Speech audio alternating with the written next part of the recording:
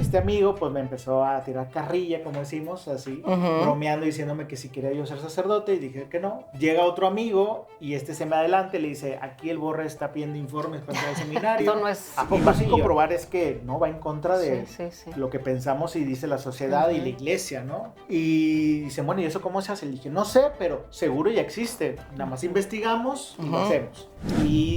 Pero, cosa rara, el dicasterio pensaba que esos 12 éramos casi todos los misioneros que había. También tiene que ver con estar en cierta manera al pendiente de qué están diciendo, de cierta manera... En su corazón, si el Señor le dijera, a ver, te voy a dar algo, ¿qué le pedirías? Déjame pensar Mejor que antes, pero no supiste cómo llegaste. Sí.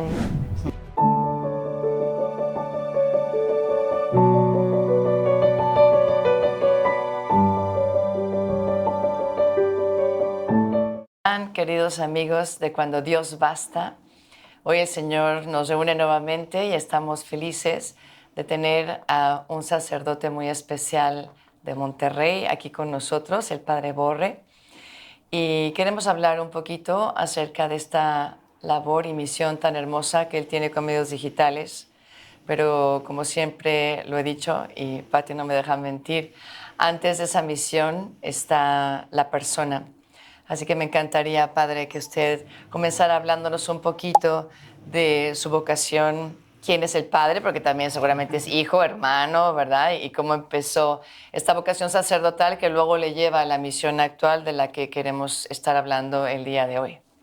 Claro, pues primeramente muchas gracias por la invitación a poder compartir aquí con ustedes.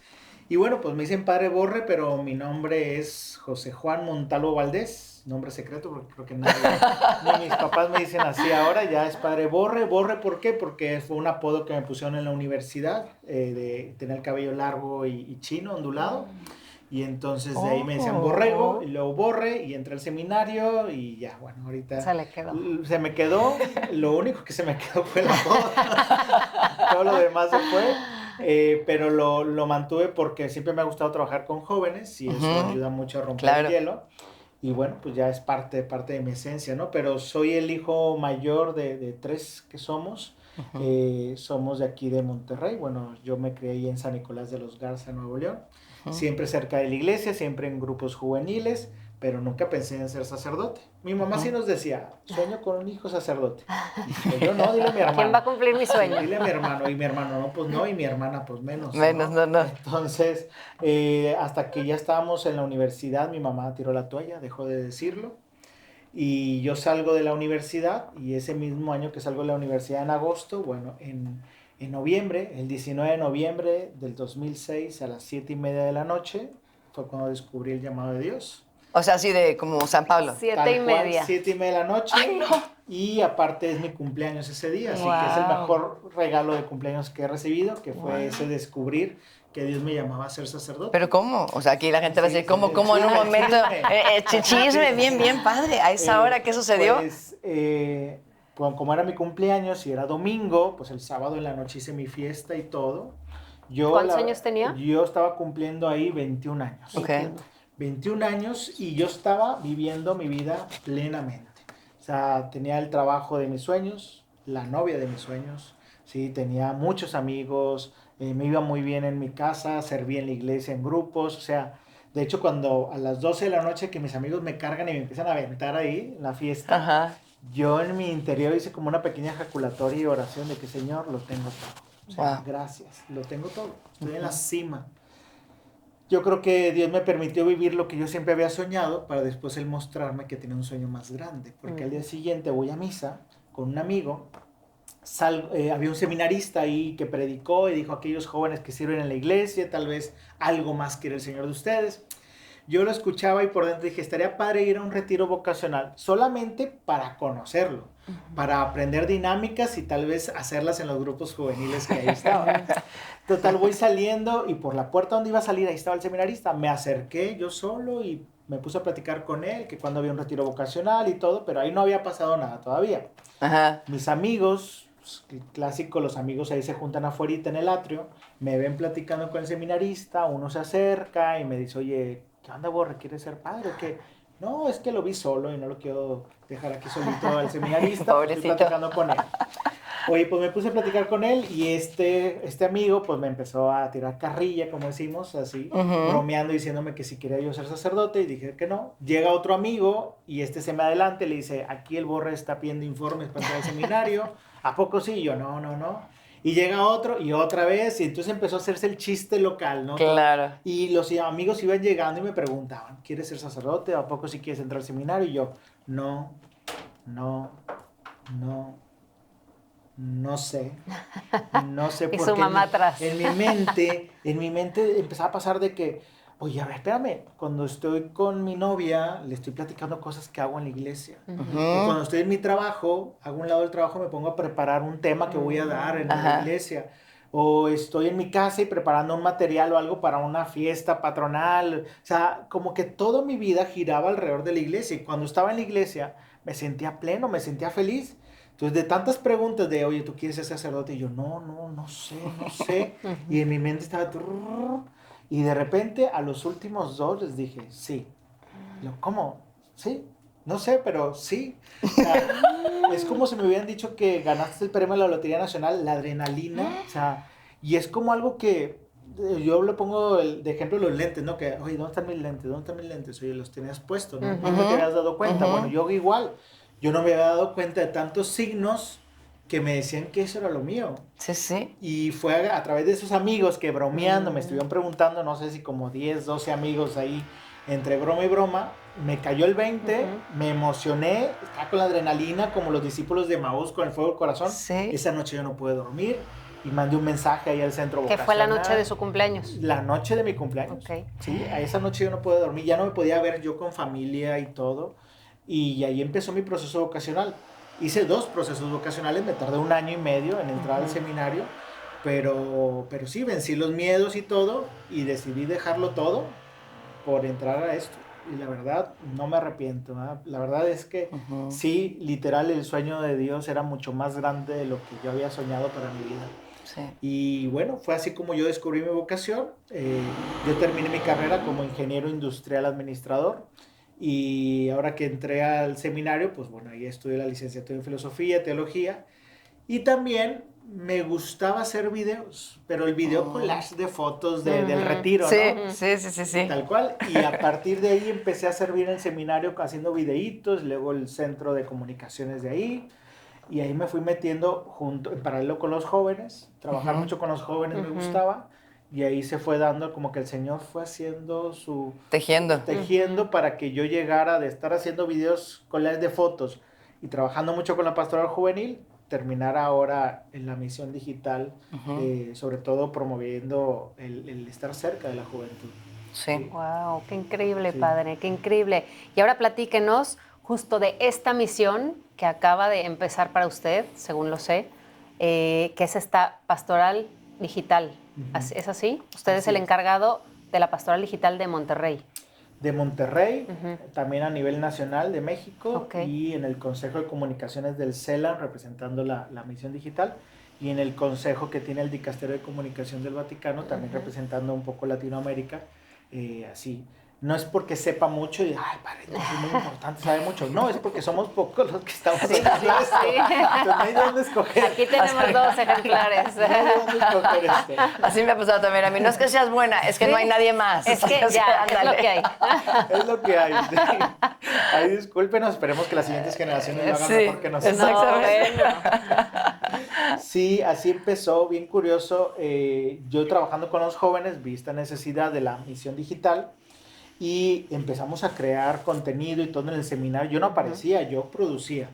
Y luego en teología ya al final hice mi tesis y mi tesis fue sobre las redes sociales. Ah, ¿es en serio? Sí. Wow. Sí, yo ya viendo esto, la necesidad que había, Okay. dije, bueno, voy a hablar sobre esto. Es sobre esta tesis se llamaba las redes sociales como lugar de encuentro con Dios y con el otro.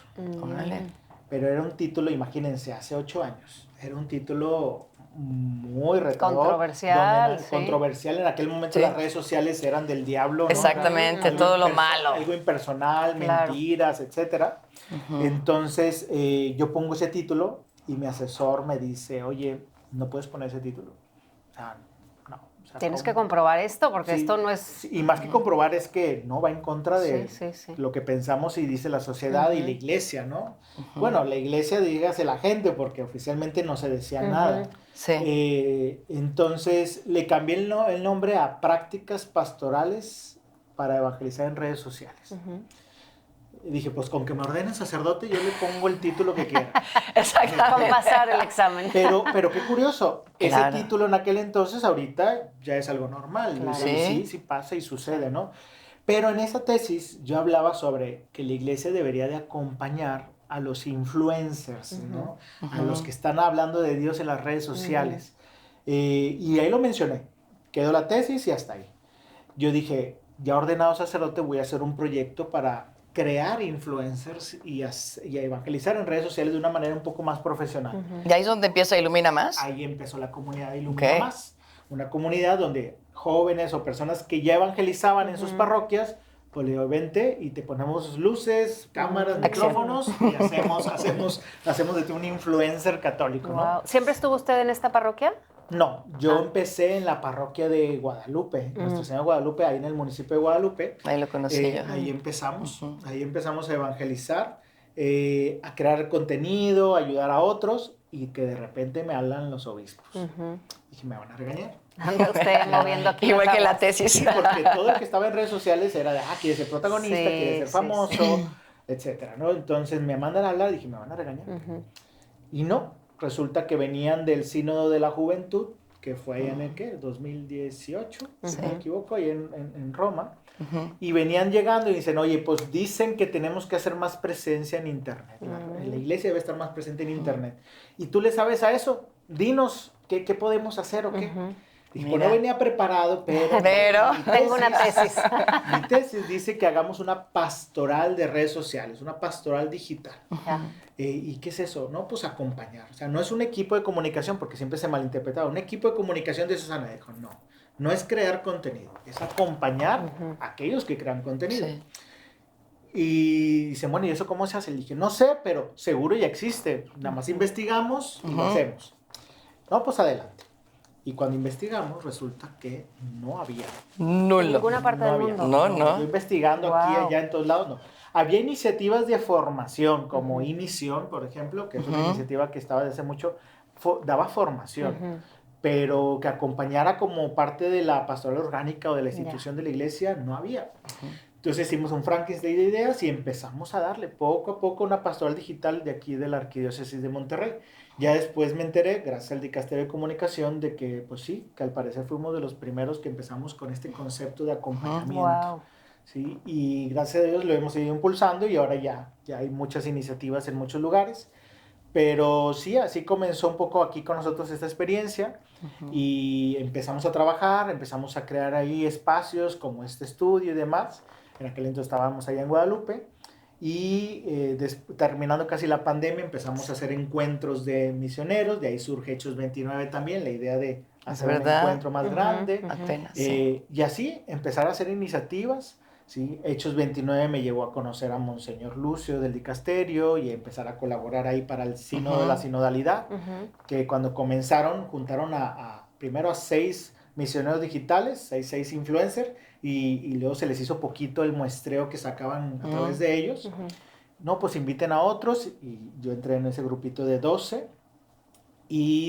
pero cosa rara, el dicasterio pensaba que esos 12 éramos casi todos los misioneros que había en el mundo. En el mundo, ¿no? en el mundo mundial. Y yo invito a Monseñor Luz y le digo, oiga, venga aquí a Hechos 29, da una charla. Pues, ¿para qué? Para misioneros digitales. Pues son los 12 que tenemos. 14. Y son 14, 15, algo así.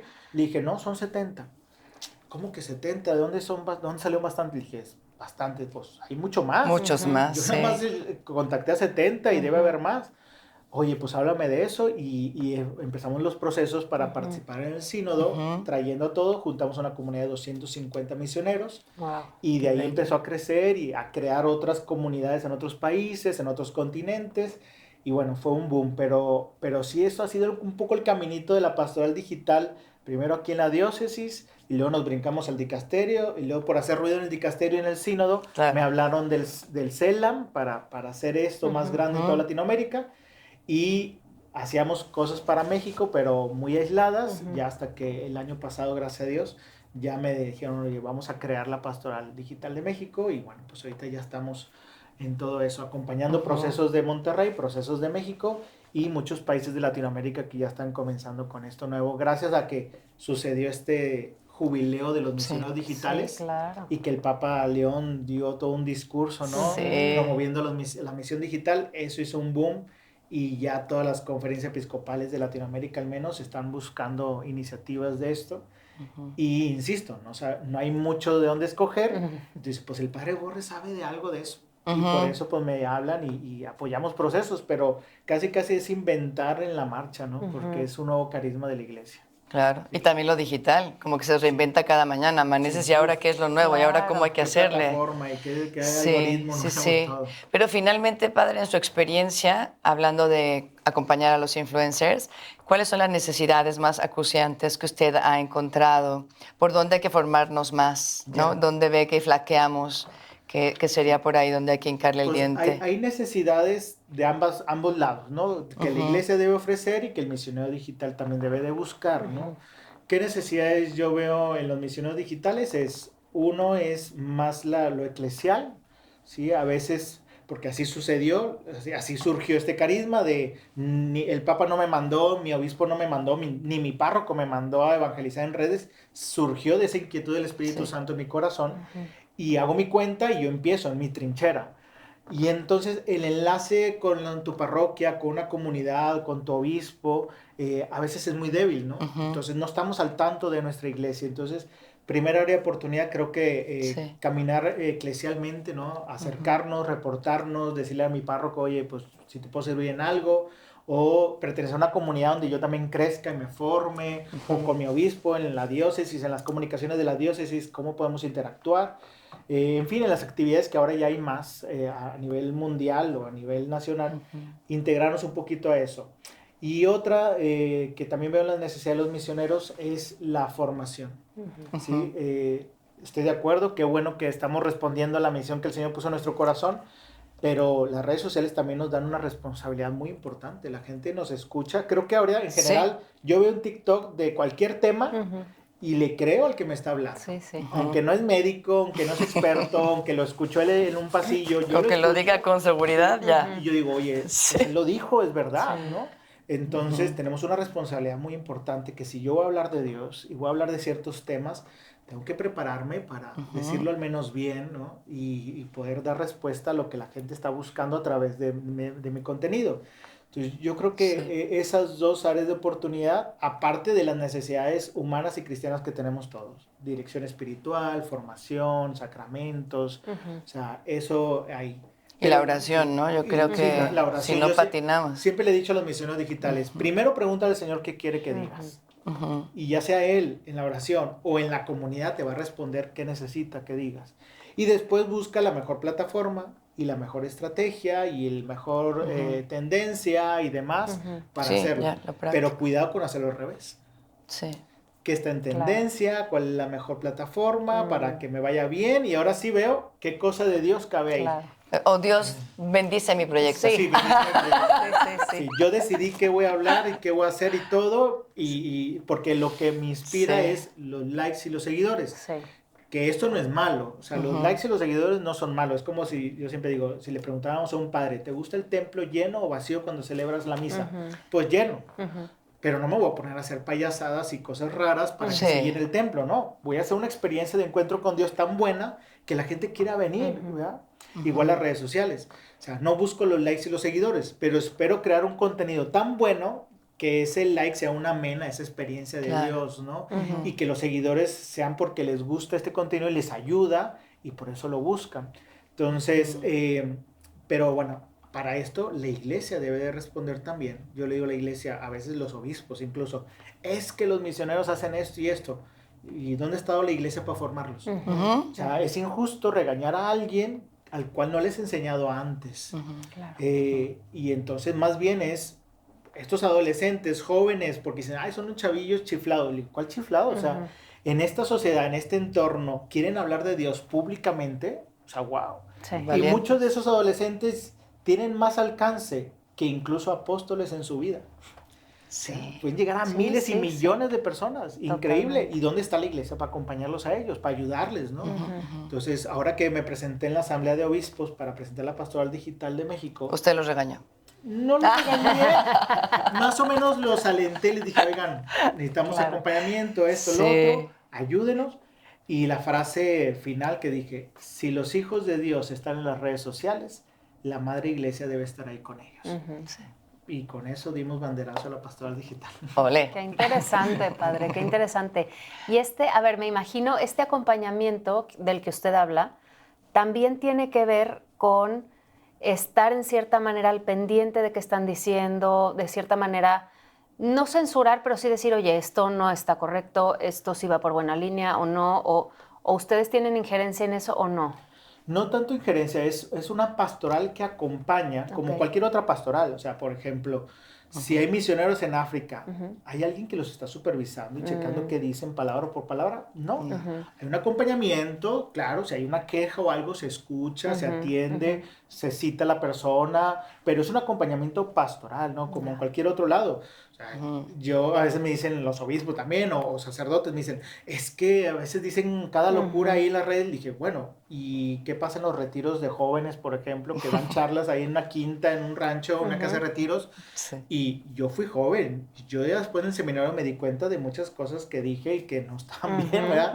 Porque no sabía, ¿verdad? Sí. Claro, Entonces, eso también va a pasar en esta pastoral. Lo único malo es que acá es más público. Sí. Sí, hay más consecuencias, se entiende. Sí. Pero tampoco podemos ser con lupa como policías. Simplemente es un acompañamiento. ¿Cómo ayudarles a que, aunque nos equivoquemos, porque seguramente lo haremos, pues cada vez sea menos? Dice el Papa Francisco, decía, quiero una iglesia en salida, o sea en salida, tal vez accidentada por salir, ¿verdad? Pero no encerrada y enferma, ¿no? Sí. Y yo le agrego, es bueno, salir y accidentarse, pero al menos que no sean fracturas, que sean solo raspones. Y para eso está la pastoral digital, para acompañar, para formar. Sí, si hay alguna situación complicada, entra, corrige, pero siempre con esta actitud de somos pastores, ¿no? Que acompañamos, que ayudamos, más que policías y jueces, porque después, oye, me estás auditando, me estás controlando.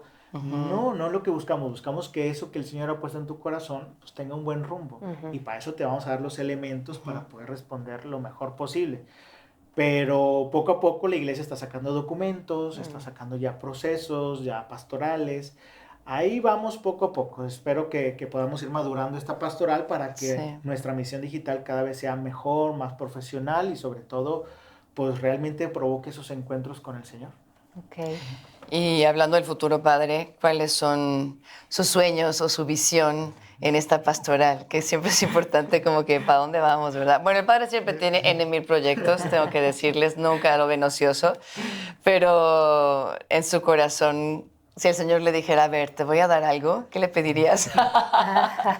Déjame saco mi lista. Exacto. Tengo una lista, soy muy soñador y me gusta mucho soñar y ser cómplice de Dios en muchos sueños, pero a ver, un sueño sencillo que lo digo mucho de broma, pero en serio, sueño con que en cada parroquia haya un sacristán, una secretaria y alguien encargado de comunicaciones. Wow. O sea, que alguien maneje las redes sociales de la parroquia, que impida que el párroco ponga la foto de la venta de la kermés como foto de perfil en Facebook, sí, o que comparta cosas ahí que no se entiendan o algo. O sea, profesionalizar un poco nuestras comunicaciones.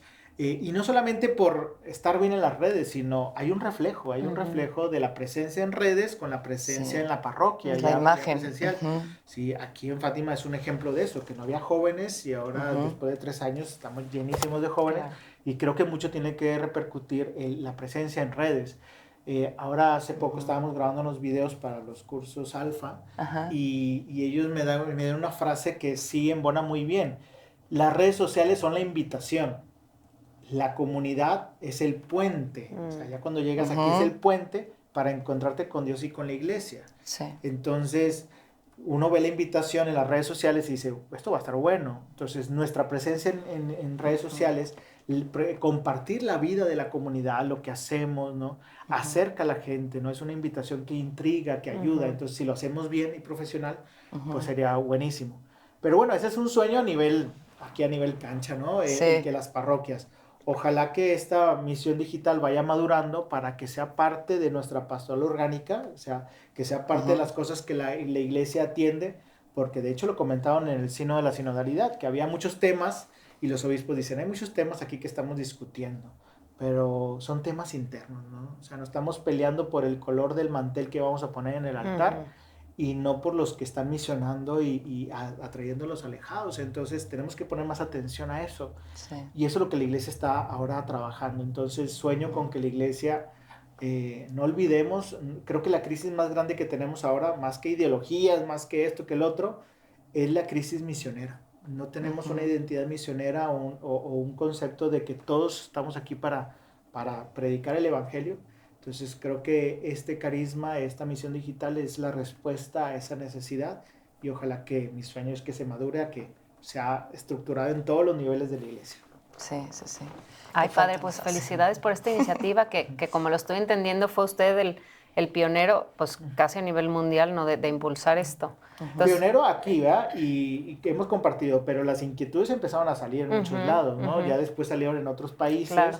¿Sí? Y en algunos sí empezamos a colaborar juntos, en otros solo se abrieron paso y bueno, es que el Espíritu Santo yo creo que así va sembrando, claro. Pero sí, gracias a Dios, acá en Monterrey ha sido y sigue siendo un referente para muchas comunidades. Pues muchas felicidades por eso, y yo quería preguntarle, del nombre original de su tesis, al que después cambió, ¿qué cree usted que pasó para que eso fuera sucediendo durante los años? O sea, esa idea de sueños, si así se puede decir, que las redes eran el lugar de encuentro de los jóvenes con Dios o de las personas con Dios. ¿Qué cree usted que pasó a lo largo de este tiempo que ahora se está pudiendo dar? Pasaron muchas cosas, pero la principal, trágica, pero que en este aspecto ayudó esto, fue la pandemia. La pandemia fue el que cambió el concepto para muchas cosas sobre las redes sociales. ¿Sí? Lo que era malo, negativo, o sea, incluso los obispos cuando empecé la pastoral digital me dijeron, prepárate para el fuego, amigo, va a haber mucha crítica dentro de la iglesia. Y sigue habiendo, ¿verdad? Pero en aquel entonces había más. Y fue curioso, llegó la pandemia, todos cerraron las iglesias, a mí se me triplica el trabajo porque nosotros estábamos en redes y haciendo mil cosas. Claro. Y empezaron a llamar muchos sacerdotes, incluso algunos de esos que criticaban y decían, oye, ¿cómo dijiste que se puede transmitir una misa? Algo. Sí, qué ternura. Eso? ¿Qué ideas? Era el único medio, claro. Y empezamos a decirle a los padres, a ver, puedes hacer presencia, manda tus reflexiones en WhatsApp, ¿no? Haz un grupito en tu parroquia de WhatsApp, transmite la misa, oye, haz un en vivo, platícala con la gente, responde los mensajes. Y empezamos ahí a promover eso, ¿no? Y creo que mundialmente pasó también lo mismo, en todos los aspectos. Educación, social, laboral, sí, ahora el home office es algo más común, ¿no? La educación en línea es más común. Pero antes no. El conocer personas, que antes se sentía como, no se sentía muy personal, ahora es muy normal conocer a personas solamente de manera virtual y nunca presencial. Entonces, sí nos cambió a manera a la humanidad, creo que nos cambió. Y en la cuestión de pastoral digital nos dio un brinco tremendo de ser el patito feo que no queremos, a ser los, no salvadores, pero sí los que nos rescataron en este momento, y que ya se queda como otro elemento más para llevar el evangelio. Y nos enseñó a ser iglesia de puertas abiertas sin salida, nos enseñó a ser iglesia cercana, ¿no? Y en ese acercamiento, en que tal vez el templo estaba ahí en la iglesia, el altar estaba en la iglesia, pero las bancas estaban en las casas, ¿no? Eso nos abrió los ojos y creo que también el corazón. Y ahora decir las redes sociales como lugar de encuentro con Dios y con el otro, creo que ya no se veía tan disparatado, sino como algo que, sí, cierto, yo lo viví. En pandemia yo sentí eso, ¿no? Entonces creo que eso fue lo principal. Ya después de eso, ahora, pues como la cultura y la sociedad han hecho que ahora es muy normal las redes sociales, creo que eso es lo que ahora están afianzando la necesidad de estos misioneros digitales. Sí, y ahí ves cómo Dios saca bienes aún de los peores males, y como nosotros sin saber lo pivotal que va a ser ese momento, pues vas obedeciendo al Espíritu Santo, y gente que se la pasó quizá renegando, y otros que decíamos, o transmito o me vuelvo loca. Yo también, todas las noches era mi ilusión de todo el día para preparar algo que en la noche voy a presentar. Y todos los grupos de la iglesia, de todos tipos que te contactaban. Creo que fue algo realmente muy hermoso y que ha marcado diferencias.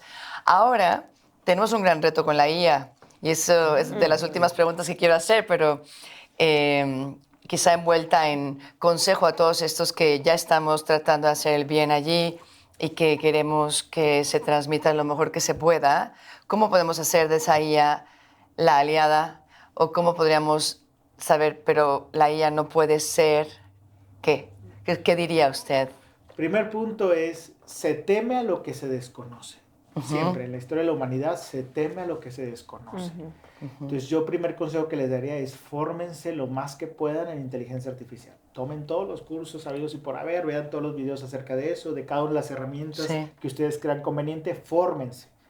Y ya que lo conocen, ahora sí, vamos a ver qué sí y qué no, qué moralmente o éticamente es correcto, qué no, ¿verdad? ¿Qué está supliendo? Porque ahí es donde está el pecado, ¿no? Cuando suple mi humanidad, suple la humanidad, ¿no?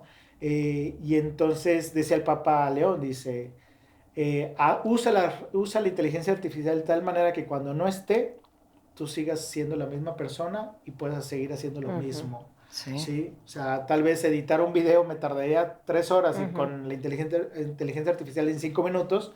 Bueno, pero aún así, si no lo tengo, puedo seguir editando, puedo seguir transmitiendo el mensaje que quiero. Decía el Papa León también, es cuidado, sacerdotes, no estén haciendo sus homilías en inteligencia artificial. Sí, se entiende, ¿verdad? Claro. Sí. Yo le pregunto a veces a ChatGPT, oye, ¿qué ideas, en base a estos santos, qué sugerencias me puedes dar? Pero nunca le pido, oye, dime toda la homilía y la voy a leer tal cual, ¿no? Porque después me pasa como a unos políticos que leen y luego leen su discurso y al final, si gustas te lo puedo hacer muy resumido. Entonces, se delatan. Sí, yo digo, es primer paso, formarnos para no tenerle miedo. Sí. Y luego después, ahora sí, ¿cuál es el uso correcto? Y el uso correcto es lo ético, lo moral, pero también lo humanizante, ¿no? Sí, es una herramienta que nos va a facilitar muchas cosas, sí, nada más no nos perdamos en el momento. Sí, donde había esta película de Wall-E, ¿se acuerdan? Sí. Donde los seres humanos empezaron a engordar y a ser inútiles porque todo lo hacían los robots. Sí. Entonces, cuidado que nos pase eso. Y no que engordar, sino más bien que nos haga inútiles en la evangelización incluso, ¿verdad? Claro. Que no sepamos responder mensajes porque siempre es inteligencia artificial quien me dice cómo responder. Entonces, simplemente es, oye, ¿cómo le ayudo, no? ¿Cómo me ayuda esta herramienta? ¿Qué le puedo preguntar? ¿Hasta dónde puedo llegar con ella? Pero necesitamos dominarla para poder entender y saber cómo usarla. Sí, claro. Definitivamente. Oiga, padre, y como para ir cerrando, ¿qué recomendaría usted a los jóvenes, a las personas que tienen esta inquietud de evangelizar en redes y que no se animan, ya sea por qué va a decir las personas o al revés? Hay veces que es como esta pureza de intención, a lo mejor malentendida, ¿no? De decir cómo voy a salir yo y yo quién soy para decir, ¿no? Un poco. Hay muchas cuestiones por las que la gente no se anima, ¿no? A salir. Como dice, aquí es lo que hay y es lo que ha salido, pero yo creo que puede haber, como usted dice, estas nuevas generaciones que se puedan animar a ser estos nuevos evangelizadores digitales, ¿no? Claro, pues bueno, primer punto es, siempre tiene que originarse de Dios, ¿no? Si tú te sientes llamado a eso, si realmente el Señor está poniendo esto en tu corazón, ya hay que pensar cómo responder, pero a veces también hay muchos sacerdotes que me dicen, no, para yo eso de la pastoral digital, eso yo no.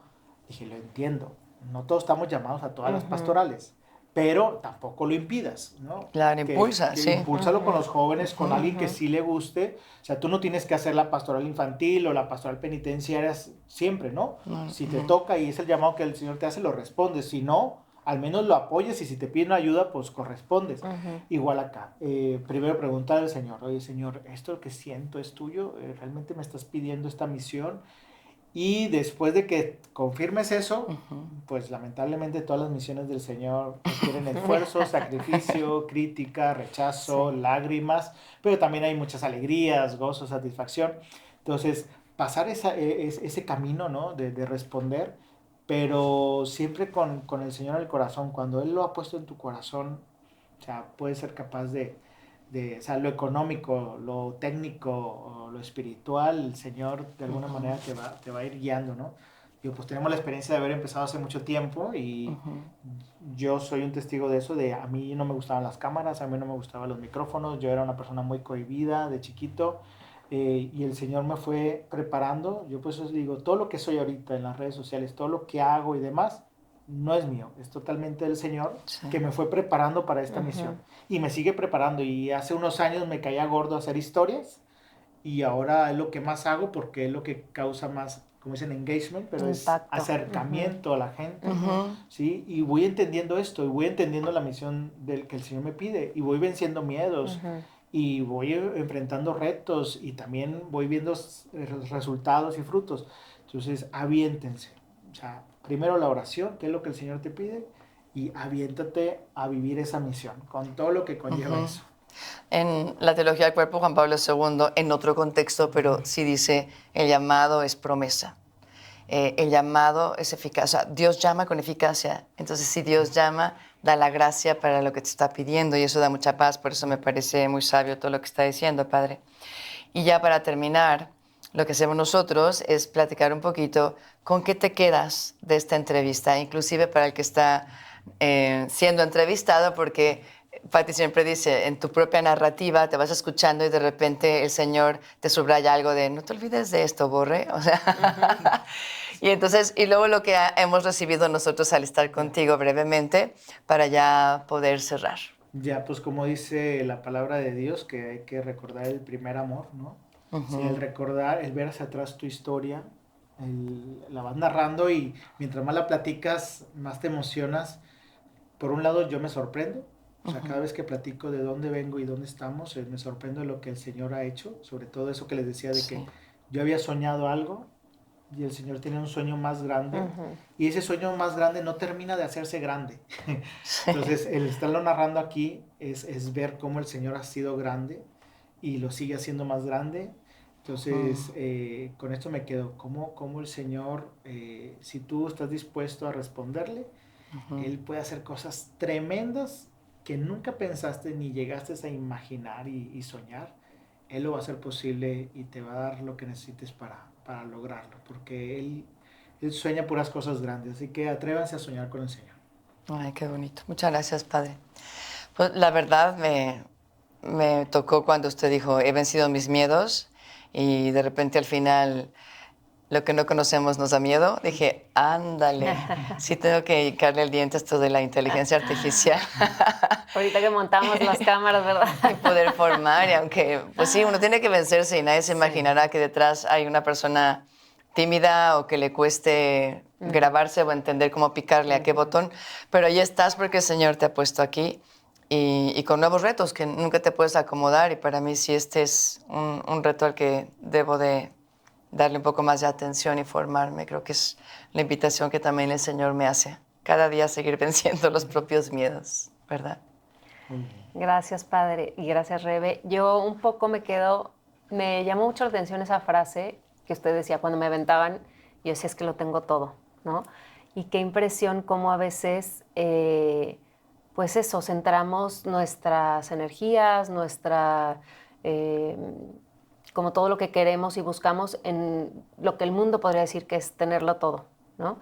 Y a veces, como usted dice, me llama mucho la atención el plan de Dios que tiene para nosotros, y a veces pensamos que ese plan de Dios va a ser quitarnos lo que tenemos, ¿no? Y solo quitarnos, pero no contemplamos todo lo que Él tiene para darnos, ¿no? Entonces, me llama mucho eso la atención, porque a veces no actuamos por miedo a que me va a quitar, ¿no?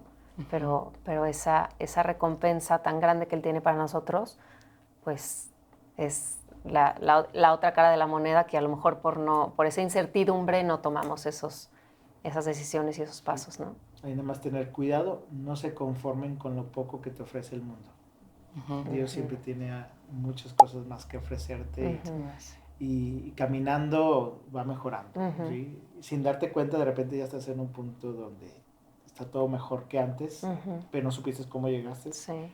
¿Sí? Y justamente en este momento lo estaba pensando, porque ahorita al principio cuando empezamos a grabar el programa, pues teníamos unos ruiditos ahí de fondo, y de repente por nosotros estar entregados en esto, No, ni nos dimos cuenta. Ni nos- Sí, claro, sí. claro. Y Sí, mira que se fueron. estábamos muy felices. Sí. En este silencio. Pero si se oye algún ruidito es parte.